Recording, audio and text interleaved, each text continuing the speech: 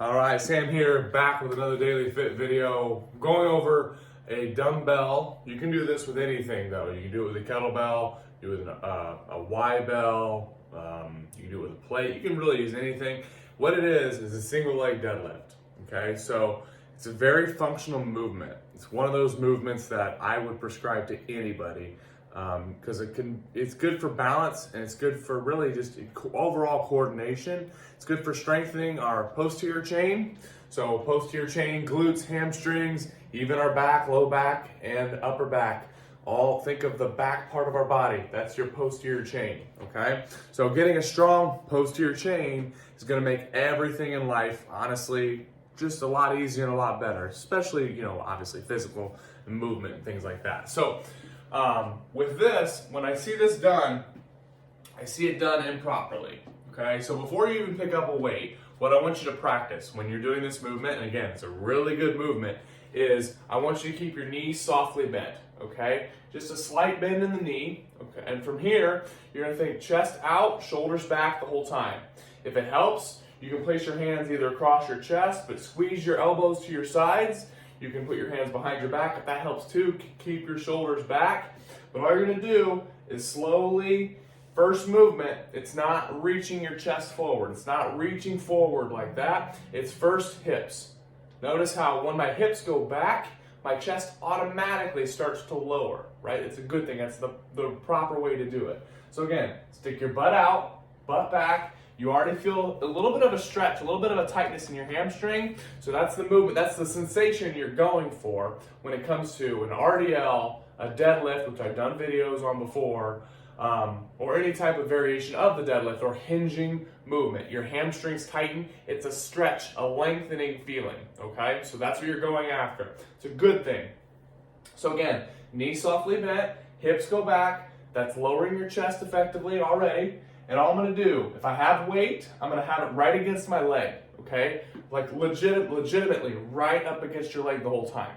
Because once you move the weight out in front of you, now where all the pressure is, all the weight is now mainly on my lower back, my lumbar spine.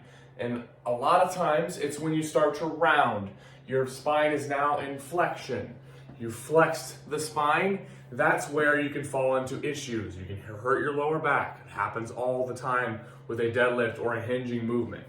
Okay, so that's some of the things to think about when you're doing this movement. And I really want you guys to practice it because it's, like I said, a very, very good movement. So let me pick up the dumbbells.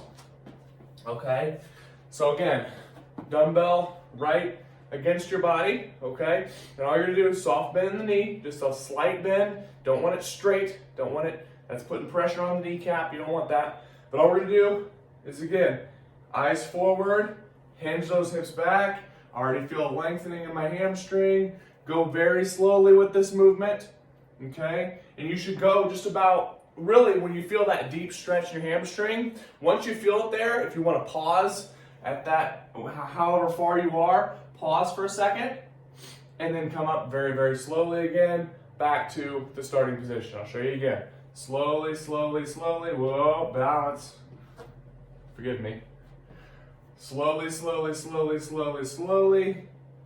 Okay, feel that deep stretch, and then pop up. Now, if you find that you're very flexible and you can go all the way down to the ground, that's not a bad thing, because I guarantee if you're doing it properly, you can feel that deep stretch in your hamstring. Okay, ways to make it harder, obviously, the simple one, add more weight. Keep those shoulders back and elbows tucked to your side. What that's gonna do is keep another muscle in your posterior chain nice, tight, and strong. It's gonna help support your lower back, your lumbar spine. That muscle is your lats, okay? Again, we've done videos on that before. It's the main movement when you're doing a pull down or a pull up, okay? It's a very, very important muscle. It's a very large muscle group, okay? So that's my instructional video for today. When you do this, honestly, you can practice without weight. You can, again, cross your arms and just slowly hinge, hinge, hinge, hinge, hinge. When I say hinge, to just kind of keep in mind, it's like a door hinge, right? How the door hinge moves, swivels. Same thing, hips come back like a door hinge, how a door is opening, right? So if that helps, think of it that way as well. But just practice that movement. One cannot practice too much, okay? You can always get better and better at a specific movement. I obviously can too, because I even stumbled myself. So again, I'll be adding some more videos here very shortly. See you guys very soon. See ya. Have a good day.